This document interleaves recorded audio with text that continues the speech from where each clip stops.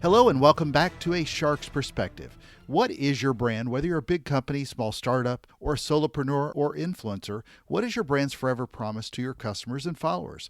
Are you building a subscription model so compelling that your customers will never want to leave?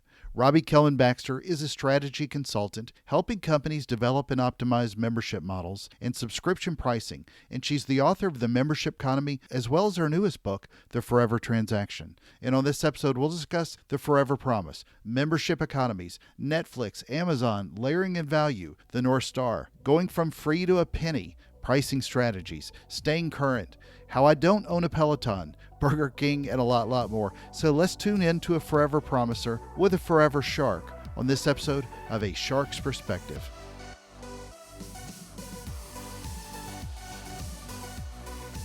Robbie, thank you so much for joining us today on A Shark's Perspective. You know, for those who maybe haven't read your book or read your bio, tell us a little bit about your background and your career to date.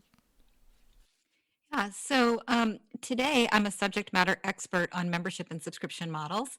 And I got here through a sort of circuitous path. I studied poetry in college, loved to read, loved to write. Went to business school where I started working in product management for products with recurring revenue, enterprise software, SaaS kinds of products. And 5 years into that, I got laid off while I was on maternity leave with my second child. Oh, nice. I know, nice, right? It's totally legal, by Yeah. the way. It was just bad timing. Yeah. But the outcome of that was that I said, I'm going to start my own thing. I'm going to do something where I'm in control of my income, and all I have to do is make my clients happy. And I'll do that for a while. I did that. I said I was going to do it just until my kids were out of diapers, which would have been 5 years. But I ended up falling in love with independent consulting and all that came with being a subject matter expert. A few years into consulting, I had Netflix as a client, and I just loved everything about that business model and started studying it because as I was falling in love with Netflix, everybody else was. And I started getting calls from other businesses saying, hey, we want to be the Netflix of news or music or, software or bicycles or dental pain management products or you name it. Someone wanted to Netflix it. And I was on my way. And I've written 2 books on that topic. And there's always something new to learn. And I just love it. Yeah, I want to be the Netflix of business leaders who love sharks. That's the distinct path I'm going for. But how much of this did you see with not only just businesses but individuals? Because I think for a lot of people that, and we'll dive in a little bit differently in this going into the book, but it's really a difference between followers and people that are potentially purchasing. I think sometimes people get so locked up in just to how many followers an individual has or followers that a page has as to whether or not you can translate that into sales. But once they are able to leverage figuring out how to do that with followers and turning them into, say, subscribers, to use that kind of terminology of it, it can be just a magical path to financial freedom. Yeah, absolutely. Subscriptions are great for subject matter experts and celebrities, solopreneurs, because if you can, here's the thing about free. Um, if, the difference between content or value that you would take if somebody gave it to you for free and what you're willing to pay even 1 penny for is Mm-hmm. huge. And so the Yes. first challenge I think that somebody faces when they go from giving away their stuff for free to selling it or offering it for a subscription is you suddenly have a much, much higher bar, which I think a lot of people don't understand. Now, free works when you have an advertising model. It's different. It's all about the eyeballs. So, for example, if you're a news organization um, and you're trying to get eyeballs because you have an ad model, it might be great to have an article about Kim Kardashian because you'll get a lot of eyeballs. On the other hand, a much smaller audience will be interested in trends in the bond market. But those people who care a lot about the bond market are willing to pay for good content. Absolutely. Whereas the Kardashian followers may be more particular about what they're willing to pay for. So if you want to move, if you are an independent person with subject matter expertise or celebrity, you really have to know who you're serving, and you have to optimize your content to provide value to the people you're serving as opposed to get the clicks and the likes and the page views. Talk about your newest book, The Forever Transaction, and then how that was really different from your previous book, Membership Economy. Sure. So I wrote the membership economy 6 years ago. It came out 5 years ago, and I wrote it because I was seeing, after working with Netflix and SurveyMonkey and you know Oracle and Intuit's PayCycle, which is online payroll for small businesses, I started to see this trend, this massive transformation that almost any business could do to move from transactional to relational, Mm-hmm. from one payment to subscription payments. And I tried to convey the power of that, that basically, hey, you could do that in your business. If you're a solopreneur, if you're a big company, if you're a nonprofit, if you're public, if you're private. And I got a lot of blank stares. And so I wrote the book. I mean, they're like, I don't get it. I don't think it's relevant for me. We're too small. We're too big. We're too established. We're too new. It's not going to work for us. So I wrote the book to make my case. And, 5 years later, I don't have to do that anymore. Everybody understands that subscription business models, tapping into the power of a membership mindset can drive recurring revenue, higher valuations, greater profitability, greater data to allow you to continue to iterate and tinker with your offering. Everybody understands that, but companies and individuals struggle to do it. They tend to like slap a subscription price onto whatever products they already have, Exactly. right, and they assume it's going to work. And so this new book, The Forever Transaction, is about how to do it, how to start if you're a solopreneur or you're an intrapreneur inside a big company, how to scale it once you've kind of tapped into something that's working. And then finally, for businesses that have been around a while, how do you stay relevant? How do you continue to tinker with your offering so that it's great for the people who are already members, but it's also compelling to prospects who haven't, kind of drunk the Kool-Aid yet? Sure. Well, and I love the quote in there that you have in there in the first chapter. If you have a business that depends on sales and marketing to attract and retain customers, this book can help you bring it into the membership economy. And I was trying to think of a company that didn't rely on sales and marketing at Uh, this point. But yeah, as we sort I, of I dive have into, some examples. please give them. Yeah. Well, if you have a regulatory advantage, if you're the last gas for 100 miles, Sure. um, if you have a patent, if you sell a commodity at a market, like so, for example, and I know this, Shark, because I've had the painful experience of speaking in front of an audience and then having people come up to me afterwards Right. saying, "That's really cool. How does it work for me? I have a fleet of fishing boats. How does it work for me? Yeah. My business is owned by three large companies, and they're the only ones I sell to. How does it work for me? I have a patent on a drug that saves people's lives if they have this rare disease." Hmm.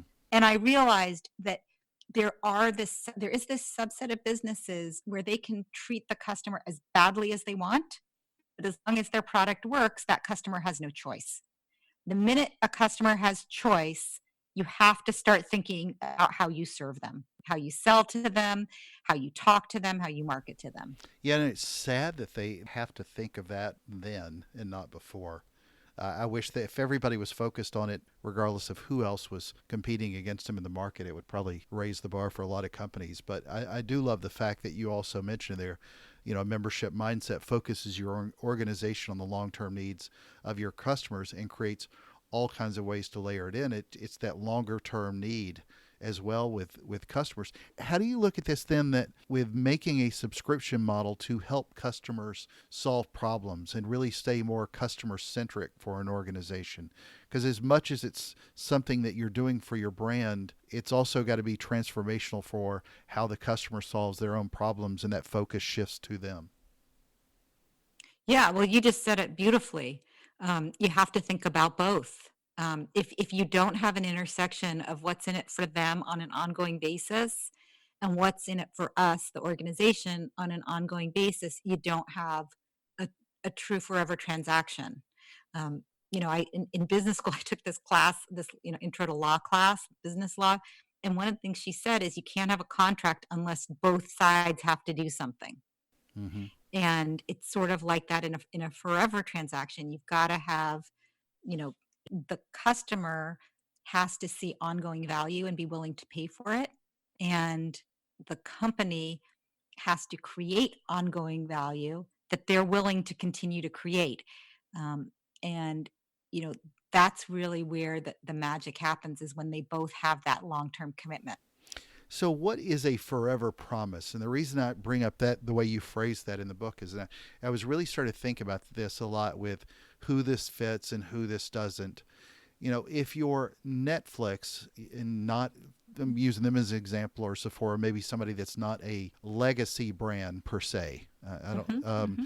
When you look at something like that, as opposed to CBS is not a great example because they're even trying to transform themselves into more of that subscription with CBS All Access. But if you're looking at Netflix versus other types of TV Yeah. film providers, they're the new kids on the block. They set up that way. It's successful for them going forward. How do you go about transforming a large organization into this? Because we still have a lot Yeah. of large companies out there. It seems very easy that it's supposed to be able to do if you're starting a company or at a point where there's not too much friction. But anything beyond that Yes. is remarkably hard to do. Yes. The burden of your own success. If you're, some of the examples that I think about, if you're a consumer products, when Netflix came out, right, and they kind of ran circles around Blockbuster, or Amazon, what they've done to retail, traditional retail. A lot of the reason that they've been successful is because they have no burden of legacy. They don't. I sometimes say, they think of themselves like, we're nimble like a speedboat, and you're this big old heavy cargo ship. And the truth is, yeah, they're a big old heavy cargo ship. They have a lot of cargo. They have a lot of customers. They have a lot of assets. They have a lot of employees. They have a lot of shareholders. They have quarterly numbers. Startups don't have any of those Mm-hmm. burdens, so it's easier for them to move quickly. They have less to risk. They have longer runway. Usually they're not expected to make a profit for, let's say, 7 years. Whereas, if you're Unilever, right, or CVS, you're expected to make a profit, and hit your number every single quarter, which makes it much, much harder. So if you're in one of those organizations and you want to move to a subscription model, which all of them want to do. I mean, Burger King has a subscription model, for goodness sake. Everybody is in the subscription world now. And what you have to do is go off in the corner with a small team and pick one best member that you're going to focus your subscription on. So you may have all different kinds of segments, all different kinds of customers. Pick one group where you'd say, this is somebody who has a long lifetime value. They love our products and services. We can serve them really well, and they are willing to pay us for that value. We can solve their problem or help them achieve their ongoing goal forever. And once you know who that is, you optimize the subscription for that very narrow segment. And then if it works, that's kind of your launch phase. If it's working, then as you scale, you can layer in value that makes it attractive to other parts of your audience. The way that, for example, Amazon did, where today they basically, their forever promise is to make it as easy as possible for consumers to buy anything, right? And their vision is that, I think, oh, I wish I had better lighting here. And suddenly there's better lighting here. And if I say that's not what I meant, it disappears and something else appears in its place. They're not quite there yet, but they have, experimented with asking customers for the keys to their home so they can bring the stuff right inside. Um, Before this whole, we're in April of 2020, before the sheltering in place happened, I could take literally like a t-shirt that I bought for my son with no wrapping on it and just the little, receipt that came in the package, Mm-hmm. bring it to my neighborhood packing store and just hand it to them. Like, no packaging, Oh no no. labels, right? They're making it so, pretty soon I'm just going to be able to throw it out in my front yard and somebody will come by and pick it up for me. But, having that forever promise and then understanding how to layer in more and more value to get there. And the point I was trying to make is that Amazon started with just books, and the books were delivered in like a week and a half. So that's very far from their promise that they were aiming for. But for many of us, that was the easiest way to get books, It is, right, but you at that bring up time. just a fantastic example. If you had looked at Amazon and put them, and granted, I mean this is a 20-year-old company now. If you Yeah. looked at what their forever promise was and that promise being broken, it would still be very hard to say that they aren't a obviously a very successful. At least Jeff Bezos' bank account and would tell you differently, but it would be hard. You'd be hard pressed to think of them as not a very successful company that completely broke that promise, that forever promise in their subscription model? Or is it better to think that they didn't actually necessarily have a forever promise? And the reason I ask it sort of that way is so many companies start one way and then they have to pivot another way. So when you're starting to figure out what that forever promise is, does it need to be narrow or broad? Maybe Amazon didn't break their forever promise. Their forever promise was this when I thought it was that. And maybe that's something that as you're implementing your own type of forever promise within a company, maybe you need to think about it in different terms than even I'm thinking now. Yeah, yeah, no, those are great comments. I think that Amazon has actually stayed remarkably true to their vision, Sure. and that promise has been there, which is, to make it as easy as possible to buy whatever you need. And they started with, Yeah, we're going to exactly. start with making it as easy as possible for you to buy books. And, 20 years later, 23 years later, you and I would say, well, the way that they did that 23 years ago was not as easy as it is now, but at the time it was. And, you know, at the time it was only books because that was the only that was where they test, I always say test and learn, test and learn. And their first test, with books, what they learned was, do people they only learned about the people that liked books. They learned about how they can manage a long tail. They learned a lot about communication and support and managing an e-commerce business. Those were all like on their list of hypotheses and things they needed to learn. They weren't sure they could do well. Check, check, check. And then with each new layer, they were kind of checking off more and more of their questions. And now they're kind of working on, how do we, is it the easiest possible way? How do we make it easier? Can you buy anything you need? What's missing? What friction? They always talk about removing friction from the process. Where is there still friction? And how can they remove it? And that's been their North Star, the frictionless, purchase of anything. Great point. Yeah, I was just literally just going to bring up chapter 7, test, learn, adjust, but you just answered that perfectly. So, and then I wanted to switch to North Star. You talk about really sort of helping find that champion that's going to help enact this and make that impact within an organization. It made me recall someone that just a few years ago was the CEO at a company where I'd worked. And I remember being on their yearly call and they were talking about, their North Star, that North Star vision, if you will, as you describe it, was keeping more focus on the customer than they ever had before. And not within a year, at a decent sized company, this person was removed and a new CEO came in. This happens all the time with leadership, where whether or not your champion is necessarily at the highest level of a CEO or a CMO or a director of marketing or head of customer experience or whatever, how do you help guide those companies to really go beyond just the champion to make that part of their North Star culture rather than just a vision that's championed by one person, but it could take a hard pivot the other way when the new person comes in?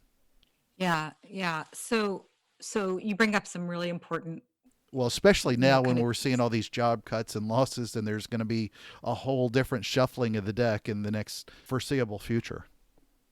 yeah, absolutely. So first of all, I want to just point out that subscription businesses are less hard hit for the most part than other businesses right now. And That's true. at least according to Zuora, the subscription billing platform, of the companies that use their platform, uh, between Q4 of last year and Q1 of this year, only 11% of them saw a decline in membership, which is crazy. That means 89% of the businesses were flat or growing the number of members between Q4 of 2019 and the end of March of 2020, kind of peak, pandemic.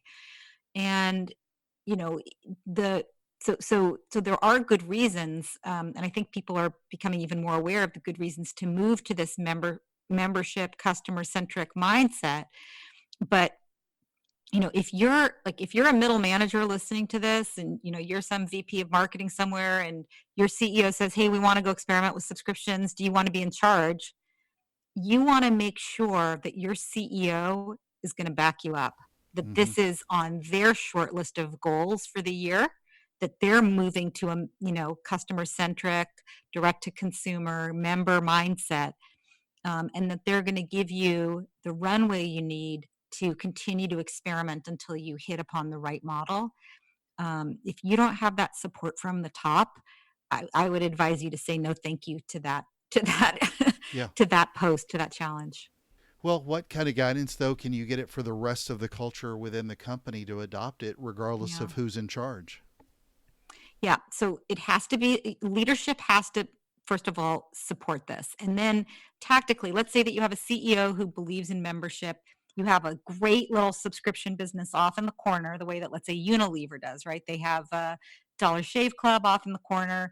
Um, so what do you do if you want to roll it out across the whole organization? Um, the first thing is, you need somebody who has scaling and operational expertise. So often the person that is launching this new offering is more entrepreneurial, more visionary, more strategic, less operational, less process driven, less consistent. Um, and you need that operator to take it to the next level, because you're going to need to think about, what is our new culture, what is our transformation strategy, what are the steps along the way. And it's really a very deliberate process across the organization. One organization that's done this really well is Microsoft, under Satya Nadella. Oh, yeah. They acquired, they've had, mostly enterprise software and consumer packaged software. And then, they've moved to like Office 365 and more of a subscription model with their marquee products. They've also acquired LinkedIn, which had acquired lynda.com. These are, Hmm. bringing a lot of subscription DNA into the Skype. organization. Yeah. Yeah, and then they have a subscription 101 class, to teach people who are doing subscription work how to do it, how to think about it, and what it means for the culture. They've also changed metrics from, you know, I think the other thing to change the culture, you really want to move from metrics around revenue as a big number to monthly active users, annual recurring revenue, monthly recurring revenue, acquisition of new subscribers, but also engagement. So, how much are they using what they're paying for, and how are they using what they're paying for? And retention. How long do they stay and continue to pay? By by prioritizing some of those other metrics, you start to change the culture as well. So Netflix is a great example that you bring up that you worked with before, and it's a little bit unfair sometimes, I think, to compare everything to Netflix because they are so much the gold standard. And in Q1 2020, I just saw the numbers just recently. Their subscribers in Q1 more than doubled what were projected. They projected 7.2 million subscriber growth, and they actually had 15.8 million. Phenomenal numbers because everybody's sitting at home watching Netflix and Ozark and Tiger King and things like that when they've got nowhere else to go. But what is maybe a non-Netflix benchmark? I don't want to lower the bar, but what's something that somebody can maybe put their brain around that's not necessarily a Netflix model? Because if you're a small tech shop, for example, you aspire to be Microsoft one day, but Microsoft didn't happen overnight either. Yeah, yeah. So, if you're just starting out in the software business, so one of the companies that I think is really interesting is OpenGov. They have a software for small municipalities to visually understand their budgets. Mm-hmm. So, for example, you could ask a question like, "How much did we pay our police force in overtime this year versus last year, and what percentage was that, and is it growing or decreasing?" You could pull that up visually really quick in like a town meeting and really see what's going on with how you're spending your budget. And this is a smaller company. I think they've only been around for about 6, maybe certainly fewer than 10 years, private. Uh, but they're adopting a lot of this membership mindset, in terms of, the revenue is SaaS, so it's subscription-based revenue. They invest a lot in onboarding new subscribers. So, it's not enough to just sell into the company. You have to make sure that the people inside the organization are using it, um, and track usage, because engagement is a predictor of retention. So if people aren't using your products and services to get the value out of it, they're going to cancel. If I stop going to the gym as frequently as I used to, there's a pretty good chance I'm going to cancel. So if I'm the gym owner and I see that Robbie used to go 5 days a week and then she went 3 days a week and now she's going maybe once every other week, they need an intervention before I call to cancel. Hmm. And so, you need to onboard people to build the habits of using your products regularly and well, which OpenGov does really, really well. And even a solopreneur can do with your one new customer to say, hey, call me anytime. I'm your consultant. Call me when you need me. We're your agency. This is what you're entitled to. Please use these services. And if they're not using them, say, hey, you're entitled to XYZ. We see that you're not using it. Why aren't you using it? Can we make it more valuable to you? Is it not useful? Did you not understand it was there? And as you do that and you focus on engagement, you get more focused on, where the value is coming from. You can see in advance if somebody's not getting value and is likely to cancel. And you can do all of these things from a very early point in your business. You can do it if you're operating on your own, or a small agency, or really any sized business can be thinking about these things. Does it take a full shift of everything, or do you see this to where people are testing a product line or a service line and maybe making that a separate subscription model, building it out specifically to test this, as opposed to Yeah. moving pointing the entire ship in a different direction? I think, just if anything, I want to try to help people start thinking about how they can at least bite a nugget of this as opposed to the entire pie.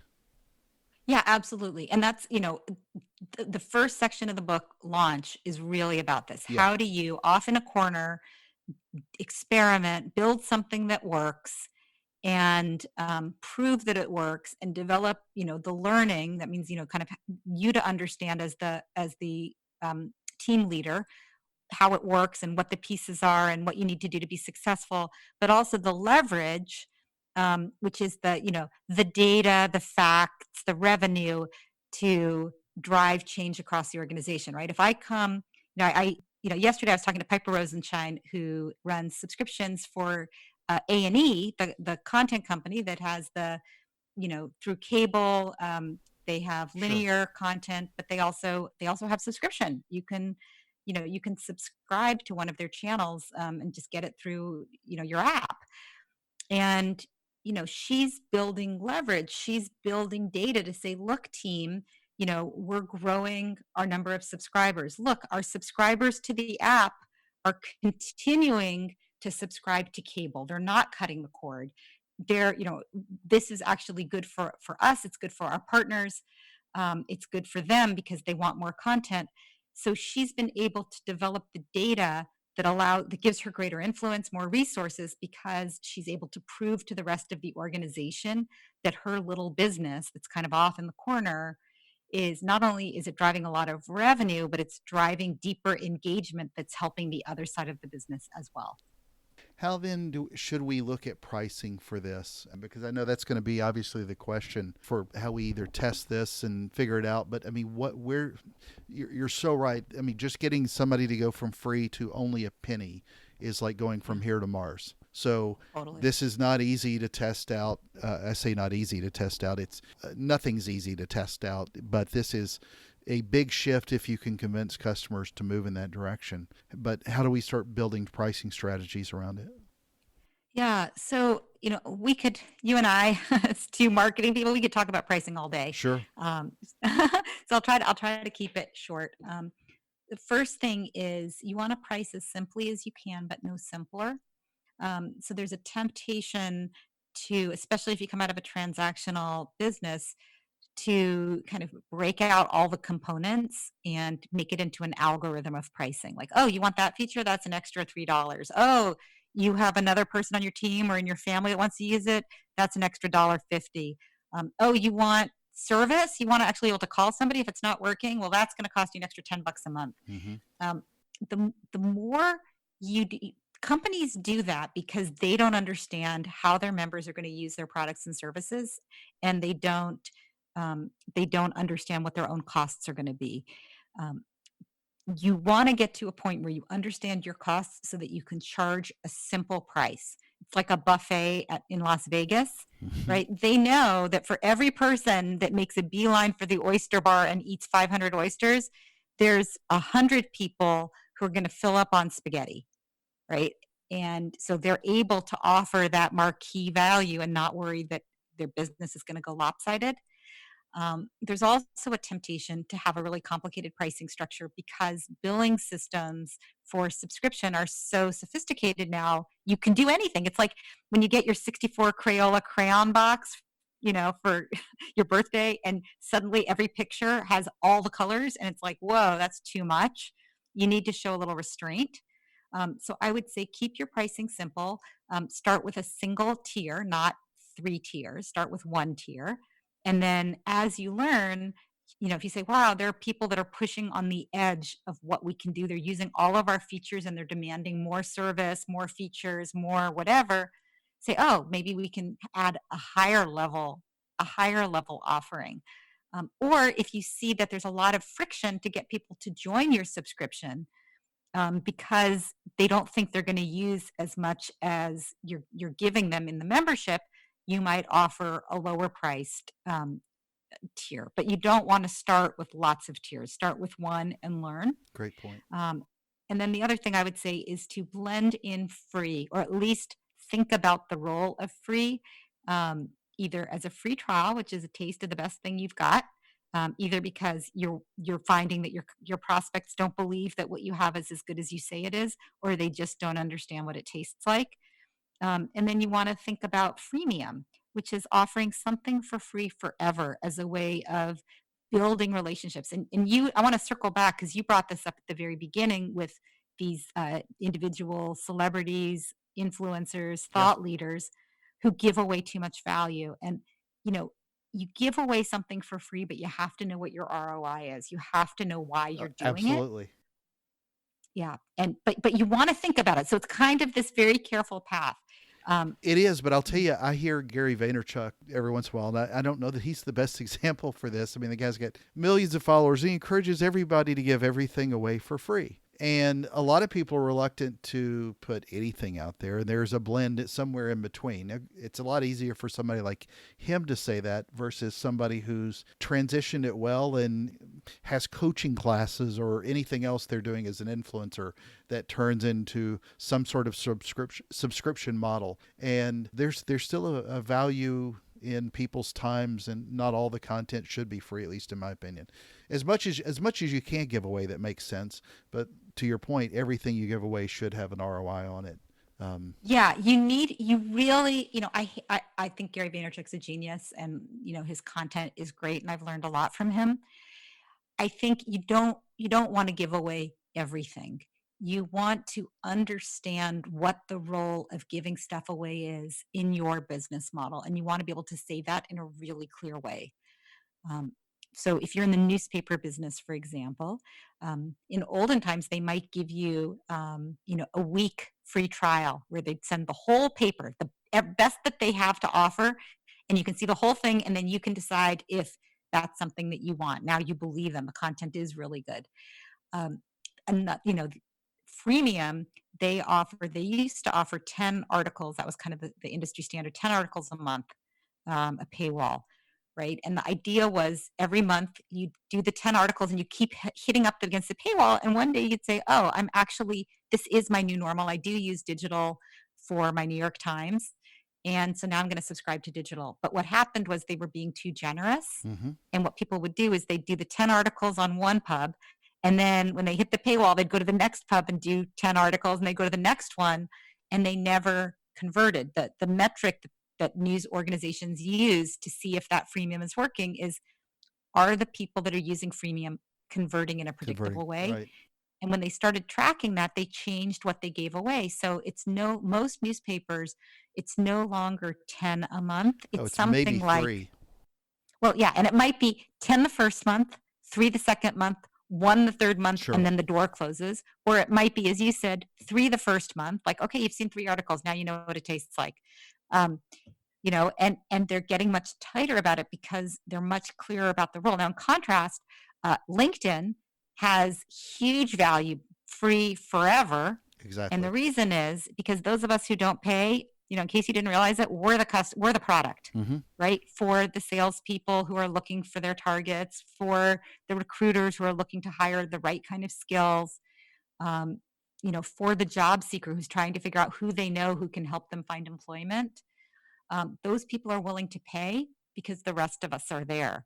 So that's a good reason for freemium as well. But I think all of these celebrities and influencers that are building up all this awareness without thinking about how that fits into their business model are are really wasting a lot of effort, and I feel bad for them. Oh, I could not agree more. This is something that I watch with people a lot, and seeing how they're a lot of friends are trying to transition into different spaces, and some of them do it as simply as how they build that audience to maybe later sell a book. Or for Yeah. me, it's providing some consulting service or something else. But those that know what they're doing, as opposed to those that are just trying to continuously grow their number of followers without necessarily turning them into subscribers, are still missing the boat and then chasing after just weird deals with different brands to finance them down the way. And that could all just turn off in a day like it did so many. So, how do you look at brands that are working on staying current to keep from having that membership fatigue? Because today's TikTok was yesterday's Facebook. Not a great example, but one looks brand new and sexy, and the Great. other I looks understand. somewhat stale. I mean, even YouTube is trying to transition to offer something TikTok-ish, but at the same point, we get excited about TikTok's growth, and it is a great.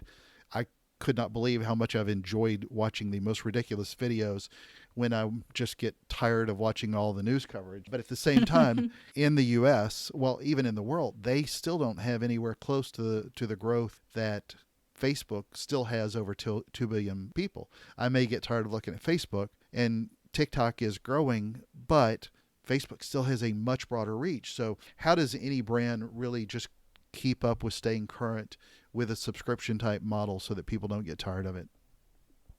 Yeah. So this question of staying current is really tricky for a couple of reasons. When I was researching my first book, I talked to the founder, Tim Westergren of Pandora. One of Mm-hmm. the things that he said that really stuck with me is he said, we really resisted any any idea of us being edgy or cool or the Exactly. latest thing Yeah. because live by the sword, die by the sword. He said, we wanted to play well in Peoria or whatever it is that they say. We wanted to be an everyman's music service because if you're the new thing today, tomorrow you're not. And so that's one thing that I'd say. The second thing is that you need to make a distinction between your packaging and your value. So what happens is, let's say that you take, I don't know, you take Facebook and you say, Facebook is going to be the best way for people to stay connected and up to date with family and friends. Um, Great forever promise, like, in 20 years, in 40 years, I'm still going to want to stay connected with family and friends, hopefully, right? And but the how is going to change. And so if there's some new fun little technology like TikTok that makes it, that comes up with a new way to connect or a new way to share stuff, um, I want my service that I'm committed to continue to evolve and stay relevant. I also, if it's really important for me to stay connected to my family, which is a Facebook promise, right? But my teenagers don't want to be on Facebook, I have a problem. Facebook has a problem, right? Because it's no longer helping me stay connected to my family because part of my family refuses to go there. Mm-hmm. So you need to keep going back to your forever promise and say, if I were starting out today, is this the way I deliver value? What can I do to stay current with my offering? And the issue that comes up with a lot of organizations is they start out with this mindset, then they build the products, and then they hire product teams, and then those product teams love the product more than they love the customer. And so, for example, in the world of newspapers, they have people who do print, and they have people who do the morning edition and the evening edition. And then suddenly you're like, we're not going to have a morning and evening edition anymore. So you lose your titles. And that's hard, right? You get a lot of pushback, or you say, we're going to do it digitally. For a long time, a lot of the big newspapers, uh, digital was considered like a packaging, like, okay, first we do the newspaper and it goes to print, and then we put it up on digital, which of course is crazy because digital is so much faster to post. The latest content should always be digital. Everybody's figured this out now, but the mindset was we're a newspaper company and we have this digital thing that's also available. Instead of saying we're helping people understand the world around them and make better decisions, and what's the best way to do that today? It might be with digital, it might be with print, it might be with classes, it might be with networking events, it might be with, access to a hotline to call a journalist who's an expert, and say, hey, what do I do in this situation? Those are all different ways of packaging that same value, which is helping me understand the world around me and make better decisions. We talked about how a brand should start looking at this, even if they're not a startup, transitioning themselves to looking at subscribers. What's your advice for those people that are influencers now to start going from free to freemium? How do you test that out? Yeah, I actually do a lot of this. I think that the first thing you want to do is figure out what your forever promise is, and who your best members are going to be. So that can be really tricky because you have to really get focused on who is it. Again, the definition of a best member is somebody who's going to get ongoing value from you and be willing to pay for it, because that's who you're going to optimize your paid subscription for. And you have to, and a lot of people are going to be disappointed because you know, they're not going to be the ones that you're targeting with your offering. So, for example, if you, let's say that you're famous because you have a cookbook and you have awesome pictures and recipes that are free on Instagram and YouTube and everything, and everybody knows who you are, you're trying to figure out how to monetize, you need to think about who's going to be able to pay you and be willing to pay you. And what is it that they would be, which segment of your content would they be willing to pay for? Because recipes are kind of a commodity, and even videos about cooking are commodities. But if you have, let's say, expertise about a particular kind of health condition, like how to do vegan cooking, or diabetic, cooking for diabetics, and you have a medical background, suddenly there's a narrower segment, but those people are more willing to pay. So that's where I would go. And if you're on the business side, so let's say you have marketing expertise, you really want to think about who's going to pay for ongoing marketing advice and what's the promise you would make to them, and start really narrow and then expand from there. Robbie, you're in the San Francisco Bay Area where I've done some dives outside of the Golden Gate Bridge. I ask this of everybody that's been on my show: what is your favorite kind of shark and why? I think I'm going to say hammerhead because they look so cute and funny. Fair enough. um, but we have a whole house full. It's funny. My kids love Shark Week. Oh, yeah. And my in-laws, my husband's family lives on the South Shore, outside of Boston. Yeah. And they're all like way into sharks, and we had all these books around our house of the different what is it, the nurse shark, Nurse and sharks, yeah. leopard sharks, and that was very much the language of our family. So Well, a lot more great whites out there outside of the Farallon Islands, Yes. outside Golden Gate, but I don't know that I've ever seen a hammerhead on that side. But hammerhead is. Yeah, I've never seen any of them live. Well, that's I don't true. know that I want to. I mean, live in the wild. Well, Robbie, it's a special time of the show. Are you ready for the 5 most interesting and important questions that you're going to be asked today? I hope I'm ready. A little right. scared, a little excited. All right. Number 1, you got to choose between your 2 former educational alma maters, Stanford or Harvard. Harvard. I'm saying it softly. Yeah, it was like a little nervously. bit of a question mark in the end of that. I wasn't sure. All right. My kids are there now, so Okay. it's very front of mind. All right. Number 2, you're in the San Francisco area. You've got your choice of a day trip to the Napa Valley, or a day trip to the California Redwoods? I would go to Napa Valley for the food and the wine and the relaxation. Yeah. I love it. All right. Number 3. Good subscription model question. Netflix or Peloton? I'm going to go with Peloton because I love Netflix Yeah. and I've been a huge Netflix supporter for a long time. But uh, there are other ways to entertain myself these Yeah. days with there's other streaming content and other sources of great video content. But Peloton is really special, and especially in these days of sheltering in place, I'm on that bike every single day. Yeah, you watch the wrong kind of Netflix. I mean, you can watch Netflix while on your Peloton, I guess. Can you? Can you Well, dial in? yeah. You put an I mean, you can just put an iPad up there. I don't know if you can do it directly on the screen. So I mean, if I'm on the Peloton, Facebook page, and that comes up periodically. There is a way to kind of jerry rig it's just a tablet, right? Right, It's just a exactly. certain size tablet connected to the internet. So you can jerry rig it so that you can get whatever you Nice. want that you could get on any tablet. But what people say is, why would you want to do that Exactly. if you spend all this money Right. for a bike that has streaming classes? Why would you, mess with it? So occasionally, just between you and me, I have a big TV in our garage where Oh, our yeah. Peloton is. And so sometimes if I'm really having a rough day, I'll just put on the subtitles on the class and I'll turn on the TV and watch the Nice. show. I never get as good a workout when I do that, but True. sometimes that's all I got in me. All right. Well, number 4. You brought them up earlier, and I did not know that they had a subscription model. Burger King or Shake Shack? Shake Shack. Yeah.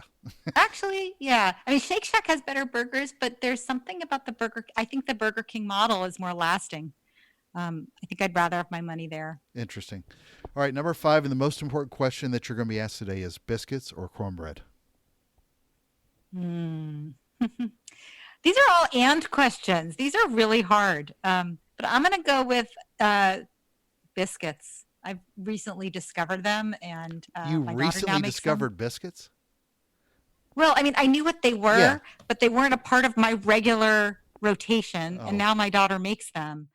And we don't live in the South, so we don't have access to the same kind of quality Very and true. ubiquity that Yeah, that you there's that you not a get lot to of enjoy. There's not a lot of Cracker Barrels in the Bay Area, so but No. no, I've been on a subscription model for biscuits since I was very little. Oh my gosh. So Robbie, where can people find out more about you and the Forever Transaction and the membership economy and more?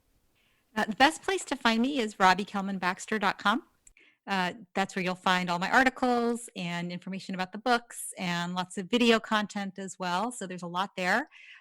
You can find me on most social media platforms. I'm probably most active on LinkedIn. I have 10 video courses there, and I'm a beta tester of a lot of their features. So you can find me all over the place there as well. Robbie, thank you again for joining us today on A Shark's Perspective. Oh, it was such a pleasure.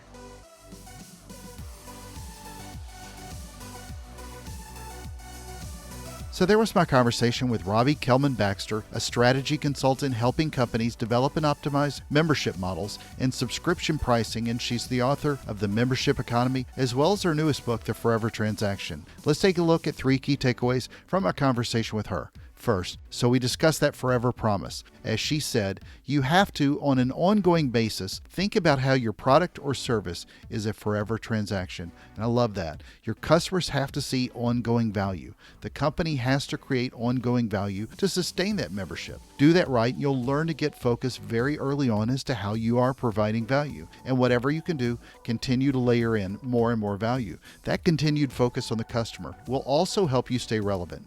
Second, when thinking about either starting in this direction or pivoting this way, it's critical to have leadership as high up as possible to support something like this. And she reminded us as well, you need someone with operational excellence who can also help roll this out across the organization and then scale it. Critical as well is to think about making this ingrained in the culture of your company, because with all of the leadership changes from managers to directors to even CEOs, This should be part of your DNA and not just the leader at the time. Microsoft is a great example in that shift we've seen, and she added also that by changing some of those metrics, you start to really change the culture as well. Whatever size of the company you are, even if it's a big ship, you can start this off with a segmented effort, learn from it, test it, have the data to back it up, and then scale it with approval and get buy-in. Obviously, it's a lot easier to do this when you're smaller because you have less baggage, if you will, but at the same time, it can be that you have less runway. Third, great example in how people start with an idea, build a product, and then the product teams focus more on the product than the initial and ongoing needs of the customer.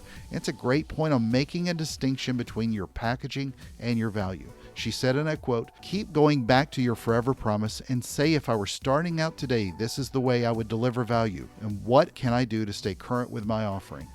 Got a question? Send me an email to kenneth@asharksperspective.com. Thank you again for the privilege of your time. And hey, I'll promise you this. I'll make a forever promise to keep delivering great guests and great insight to how we do better and become better sharks. So please join us on the next episode of A Shark's Perspective.